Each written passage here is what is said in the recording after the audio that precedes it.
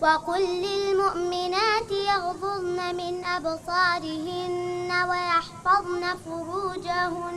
قۆناغی دووەمی پرۆژەی باڵاپۆشی زیندووکردنەوەی شکۆی ئومەتێکە لە قیەڵەبجەی دەستگای ڕۆشنبیری نووری حیکمە ئاهەنگی کۆتایی ئەنجامدا. تیایدا نزیکەی 200 ئافراد بڕیاریاندا بە باڵاپۆشی و پۆشینی عەبا. لە قۆناغی دووهەمە کە تایبەت بوو بە ڕەمەزانەوە ڕاگەیاندمان کرد کە قۆناغی دووهەم دەست پێکەین ئەوە لەخوا بەزیا بێ نزیکەی 200 کە بە تەحدید کە ئێستا ئەمڕۆ ئامادە بن 175 گیان ئامادە ئەبن و بڕیاری بەرەوە باڵاپۆشیان داوە و لێرەشەوە پیرۆزبیان لێ دەکەین و بەڕاستی هەنگاوێکی جەریئان ناوە و مژدەی ئەویان پێدەین ئەمەی کە هەڵیان بژاردووە ئەو هەڵبژاردەیە کە خوای ڕەب العالەمین هەڵی بژاردووە بۆ خێزانەکانی پێغەمبەر صلی الله عليه وسلم.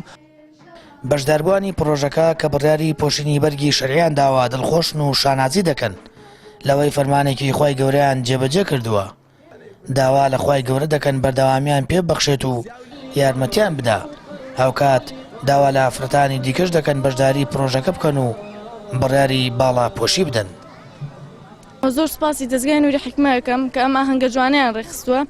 وەڵا هەستم زۆر خۆشە چونکە 175 خوشکی سەنگین و سەلار و ئاقڵ توانیویانە بەشداری لەم پرۆژە جوانەیە بکەن و باڵاپۆشی خۆیان بسەلمێنن باڵاپۆشی خۆیان دەربخەن و زۆر سپاسیان دەکەم. و هەستیشم زۆر خۆشە چونکە 175 خوشک هاتوونەتە ناو پرۆژەی باڵاپۆشیەوە ئەوە هەستێکی زۆر خۆشە بۆ منەوە بۆ هەمومانیش وایە. من ئێستا سپاس بۆخوا کە هەکە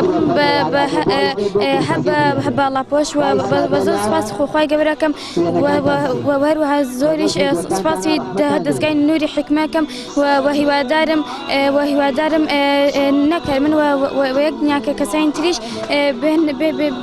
بێنە سەر باڵاپۆشی و عەباکەن. بەڕاستی من وەک بەشداربوویەک لە ماهەنگەیە زۆر دڵخۆشم بەوەی کە پۆشاکی شەرعین پۆشیوە ئیمڕۆ و هەروە هەڵساوم بە جێبەجێکردنی فەرمانی خوای گەورەوە زۆر دەستخۆشی لە ڕێخەرانی ئەمە هەنگە ئەەکەم لە خوشکانی لە تەواوی ئەو خوشکانی کە هەڵساون بە دوورینی ئاباکان. دەستگای ڕۆشنبیری نووری حیکمە کار دەکات بۆ پێگەیاندن و پەروەردەکردنی چین و توێژە جیاوازەکان لەسەر بەرنامە و پرۆگرامی ئاینی پیرۆزی ئیسلام بەرەو باڵاپۆشی و وانە پەروەردەیەکان و لەبەرکردنی قورئانی پیرۆز لە پرۆژە و کاراسەرەکیەکانی دەستگاکەیە بۆ پێگەیاندنی کوڕان و کچان و سەدان کەس سوودمەندی پرۆژەکانی نووری حیکمە بوون. سامان فەتاح کەناڵی ئاسمانی پەیام هەڵەبجە.